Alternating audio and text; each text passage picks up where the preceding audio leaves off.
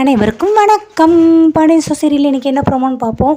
ராஜியோட அவங்க அண்ணன் குமாருக்கு வந்து பொண்ணு பார்க்குறதுக்காக முடிவு எடுத்திருக்காங்க. வீட்டில் எல்லோரும் கலந்து பேசிட்டாங்க. இன்றைக்கி நல்ல நாள் தான். இன்றைக்கி எல்லாமே கல்யாண பத்திரிக்கை வீட்டில் வந்து வச்சுருக்காங்க. ஸோ இன்றைக்கி நல்ல நாள் தான், கல்யாணம் நிறைய நடக்குது, இன்றைக்கி நம்ம பொண்ணு பார்த்தரலாம் அப்படிங்கிறாங்க. சரி, ஓகே, நம்ம கிளம்புவோம். நம்ம குமாரோட கல்யாணத்தை ஜாம் நடத்தணும். இந்த ராஜி ஓடுகாலி கல்யாணத்தை ஊரில் நிறைய பேர் பேசிட்டாங்க. அவங்க ஊர் வாயெல்லாம் அடைக்கிற அளவுக்கு நம்ம ஜாம் நடத்தணுன்ட்டு அவங்க எல்லாமே கல்யாணத்தில் பொண்ணு பார்க்குறதுக்காக எல்லாருமே கிளம்புறாங்க. ஆனால் வந்து ராஜியோட அம்மா, ராஜியோட சித்தி இவங்கெல்லாம் நகை போடாமல் கிளம்புறாங்க. பொண்ணு பார்க்க போகிறோம், நீ மாமியாருங்கிற கெத்தில் செயின்லாம் எதுவும் போடாமல் வர்ற நீயாட்டி போய் மற்ற நேரம்லாம் கோயிலுக்கு போகும்போதெல்லாம் செயின் அள்ளி வாரி போட்டுட்டு போகிற, மற்ற சின்ன சின்ன இடத்த போகும்போதெல்லாம் அள்ளி வாரி போடுற, இப்போ முக்கியமான இடத்துக்கு போகிற, இப்போ கூட செயின் போடணுங்கிறது கிடையாதா? போய் செயின் எடுத்து போட்டுட்டு வா அப்படிங்கிறாங்க.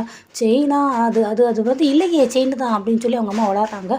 என்னது செயின் இல்லையா? அப்போ செயின் எங்கே போச்சு அப்படிங்கிறாங்க. உடனே ராஜியோட அம்மா வந்துட்டு இல்லை தம்பி, அது வந்து லாக்கரில் வச்சுருக்கோம் எல்லா செயினையும் நாங்கள் அப்படிங்கிறாங்க. என்னது லாக்கரில் வச்சுருக்கீங்களா? அது ஏப்பா வச்சிங்க? எங்கள் கிட்டக்க ஒன்றுமே நீங்கள் சொல்லவே இல்லையே அப்படின்னு ராஜி அப்பாவும் கேட்குறாங்க. இல்லை, இப்போ வைக்கணும்னு சொல்லிகிட்டே இருந்தோம், நானும் அவங்கள தான் போய் வச்சோம் அப்படி இப்படின்னு விளாட்றாங்க. அடுத்து ராஜியோட பாட்டி இருக்காங்க. அவங்க சொல்கிறாங்க, எய்த்து வீட்டில் திருடைங்க வந்துட்டாங்கடா, அதனால் நம்ம வீட்லேயும் திருடைங்க வர்றதுக்கு எவ்வளோ நாள் ஆக போகுது, அதனால் நான் தான் கொண்டு போய் லாக்கரில் வைங்கன்னு சொன்னேன். அவங்க 2 தான் போய் வச்சாங்க.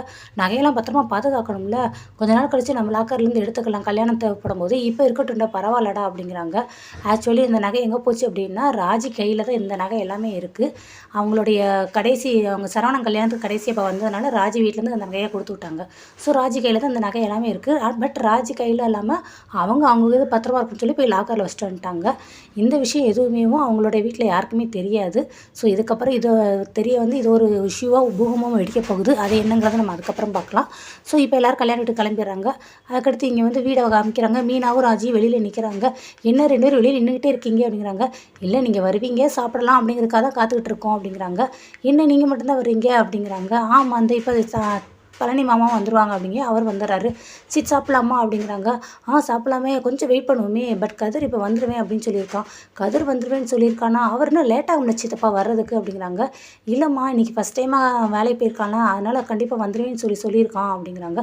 ஃபஸ்ட் டைமாக? அவர் கிட்டத்தட்ட இப்போ 1 மாதத்துக்கு மேலே வேலைக்கு போகிறார் சித்தப்பான்னு மீனா கேட்குறாங்க. 1 மாதத்துக்கு வேலைக்கு போகிறாமா, பட் சைக்கிளில் போகிறது இதுதானே ஃபஸ்ட் டைம் அப்படிங்கிறாங்க. சைக்கிளில் போகிறானா? ஏன் சைக்கிள் என்னாச்சு, வண்டி என்னாச்சு அப்படின்னு கேட்குறாங்க. சைக்கிள் என்னாச்சு, வண்டி என்னாச்சா, என்னம்மா கேட்குறீங்க நீங்கள்? அப்போ அவன் சைக்கிளில் போகிறது எதுவுமே உனக்கு தெரியாது அப்படின்னு. தெரியாது சித்தப்பா எனக்கு அப்படிங்கிறாங்க. அதுக்கப்புறமா அந்த ஃப்ளாஷ்பேக் எல்லாத்தையும் ஓட்டி பழனி என்ன நடந்துச்சு ஏதுங்கிற விவரத்தெலாம் சொல்ல ஆரம்பிக்கிறாரு. கதிர் வந்து காலையில் கிளம்புறாங்க. அவங்களோட ஃப்ரெண்டு வந்து ஃபோன் போடுறாங்க. நான் பைக் வேணும்னு கேட்டேல, அது எமர்ஜென்சியாக இன்றைக்கே எனக்கு இப்போவே வேணும்டா, தப்பாக நினச்சிக்கலாடா, சாரிடா மாப்பிள்ளனே. அதெல்லாம் இல்லைடா, என்ன அதெல்லாம் ஒன்றும் இல்லை, நான் மேனேஜ் பண்ணிக்கிறேன்டானே. தயவு செஞ்சு அதை எங்கள் வீட்டில் கொண்டு வந்து மட்டும் விட்டுறியாடா அப்படிங்கிறாங்க. சரிடா, நான் போய் விட்டுறேன்டா அப்படிங்கிறாங்க. அடுத்த பழனி என்ன அப்படிங்கிறாங்க. இந்த மாதிரி என் ஃப்ரெண்டு பைக்கு கேட்டிருந்தாலம்மா, அது இப்போயே உடனே வேணுங்கிறீங்கன்னே, அதனால் போய் கொடுத்துட வேண்டியதானே. அப்போ நீ என்னடா பண்ணுவ, பைக்கு கொடுத்துட்டானே, அதுக்கு என்னம்மா பண்ண முடியும், அவன் வண்டி அவன் கேட்குறான், நம்ம கொடுத்து தான் ஆகணும். என்ன இருந்தாலும் கூடிய சீக்கிரத்தில் எப்படி நானும் பைக் வாங்கிடுவேன், ஆனால் இப்போ என்ன பண்ணலான்னு தான் யோசிச்சுட்டே இருக்கேன் அப்படிங்கிறாங்க. கண்டிப்பாக எப்படியாவது செகண்ட் ஹேண்டில் பைக் வாங்கிடுவேன், இல்லை ஒரு புது பைக்காக வாங்கிடுவேன், கண்டிப்பாக வாங்கிடுவேன் மாமா அப்படிங்கிறாங்க. நான் வேணா ஒன்று சொல்லட்டுமாடா ஒரு ஐடியா அப்படிங்கிறாங்க. என்ன மாமா சொல்லுங்க அப்படின்னு சொல்லி கதிர் கேட்குறாங்க.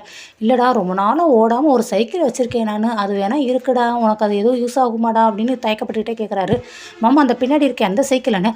ஆமாடா கதிர், அது ரொம்ப நாள் ஆச்சுடா. நானே பரவாயில்ல மாமா, இப்போ இருக்கிறதுக்கு அது ரொம்ப உதவியாக இருக்கும் மாமான்னு சொல்லி அதை எடுத்து அதை ஃபுல்லாக சரிப்படுத்தி அதில் எல்லாமே ரிப்பேர் பார்த்து எல்லாமே கொஞ்சம் புதுசாக பக்கவாக வைக்கிறாங்க. அதில் தான் டெலிவரிக்கு எல்லாம் கொடுக்க போகிறாருன்னு. அதுக்கப்புறம் தான் இங்கே சொல்கிறாங்க, டெலிவரி கொடுக்குறதுக்கு சைக்கிளில் போயிருக்கானே. ஆமாப்பா, என்னப்பா தெரியாது, அவன்கிட்ட சொல்லலையா அப்படின்னு ராஜி கேட்கும். இல்லையே சித்தப்பா, எனக்கு தெரியாது அப்படிங்கிறாங்க. சைக்கிளில் ஃபஸ்ட் டைம் போகிறான்ல, அதனால் ரொம்ப தூரம் போகிறதுக்கு ரொம்ப டயர்டாக இருக்கும், அதனால தான் சீக்கிரம் வந்துடுறேன்னு சொல்லி மெசேஜ் பண்ணால் ஃபோன் போட்டான் எனக்கு அப்படிங்கிறாங்க. அடுத்து இவங்களாம் பேசிட்டு இருக்கும்போது கதிரும் வந்துடுறாரு. என்ன எல்லோரும் வெளியே வாசலில் நின்றுட்டு இருக்கீங்க, என்னாச்சு அப்படிங்கிறாங்க. இல்லை, நீ சைக்கிளில் போன கதையை தாண்டா சொல்லிக்கிட்டு இருக்கேன்னே. சைக்கிளில் போனது இதெல்லாம் எதுக்கு பெருசாக நினைக்கிறீங்க, அதெல்லாம் ஒன்றும் இல்லை, வாங்க போகலாம், எனக்கு தான் ஜாலியாக தான் இருக்குது, உடம்புக்குலாம் எக்ஸசைஸாக இருக்குல்ல அப்படிங்கிறாங்க. நீ சைக்கிளில் போய் நான் கை கால்லாம் வலிக்கணும், எவ்வளோ தூரம் நீயே இவ்வளோ போய் டெலிவரி பண்ணிகிட்டே இருக்க முடியும் அப்படின்னு சொல்லி இங்கே ராஜியும் கேட்குறாங்க. இதில் என்ன இருக்குது, நடந்து போகிறது தான் ரொம்ப சிரமம், அதுக்கு சைக்கிள் கிடச்சிச்சு, எவ்வளவோ பெஸ்ட்டு, கூடிய சீக்கிரத்தில் நான் செகண்ட் ஹேண்டில் கண்டிப்பாக ஒன்று பைக் எதுவும் வாங்கிடுவேன் பாரு அப்படின்னு சொல்லி கதிர் சொல்கிற சப்போர்ட்டா.